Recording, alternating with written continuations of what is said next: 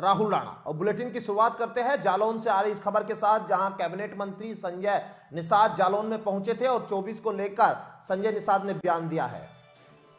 भाजपा के साथ मजबूती से चुनाव लड़ने की बात कह रहे हैं संजय निषाद। यूपी में कैबिनेट मंत्री निषाद पार्टी के अध्यक्ष है संजय निषाद, और जालौन यहां पर पहुंचे थे, जहां उन्होंने जनसंपर्क अभियान में भाग लिया और निषाद समुदाय को एकजुट करने में जुटे संजय निषाद समुदाय को अनुसूचित जाति का हक दिलाने के लिए उन्होंने कहा।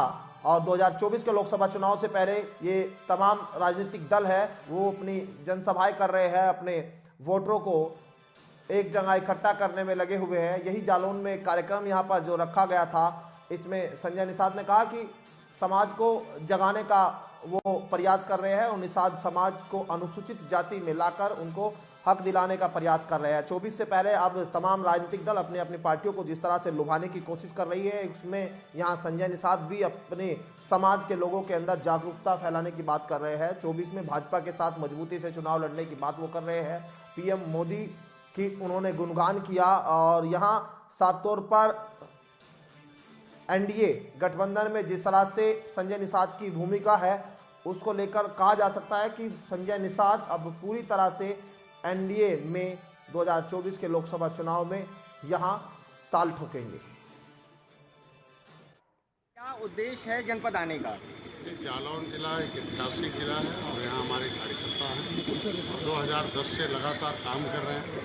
ये जमुना के किनारे, बेतवा के, अंबल के किनारे, पांचों नदियों के किनारे, ये सब मछुआ समुदाय के हैं। केवट मल्ला, बिंद कश्यप, कहार, देवर, रैतवार, बटे हुए हैं, अधिकारों से छटे हुए हैं। ये लंबे समय से ये सारे लोग सभी अंग्रेजों मुगलों को तो भगा दिया, लेकिन इनका जो संविधान में मिला हिस्सा जो आरक्षण का था वो पिछली सरकारों ने गायब कर दिया, जिसके वजह से आज के दिन में ये ऑलरेडी 1931 से लेकर 1961 तक अनुसूचित जाति की सूची में से थे। इनका नाम पिछड़े में डाल दिया।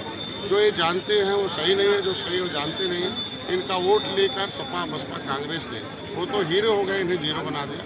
इन्हें संविधान में मिला मझवार है, जिसको आरजीआई ने, मैं अपनी सरकार को धन्यवाद देता हूँ कि पिछली सरकारों ने इनकी फाइलें गायब कराई, इनका आरक्षण छीना, लेकिन हमारी सरकार पहल कर रही है। माननीय योगी जी ने पत्र लिखा आरजीआई को, आरजीआई ने एक्सेप्ट किया, आरजीआई ने लिख के दे दिया।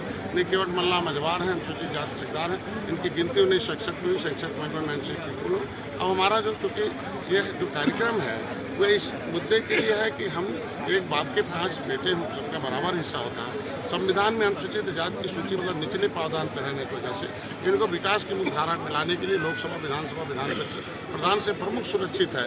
ऐसी स्थितियों में इनकी जो सुरक्षा वो छीनी गई है और ऐसे में इन लोगों का हिस्सा छीना गया है। तो ऐसे में इनको जगा रहा हूँ कि जिस तरीके से अपर कास्ट ने माननीय मोदी जी को वोट दिया, माननीय अमित शाह, नड्डा जी और माननीय योगी जी के नेतृत्व में आज के दिन में प्रदेश देश विकास कर रहा, और महिलाओं ने भी जीत का एहसास कराया और जो सरकारें थी उन्हें हटाया।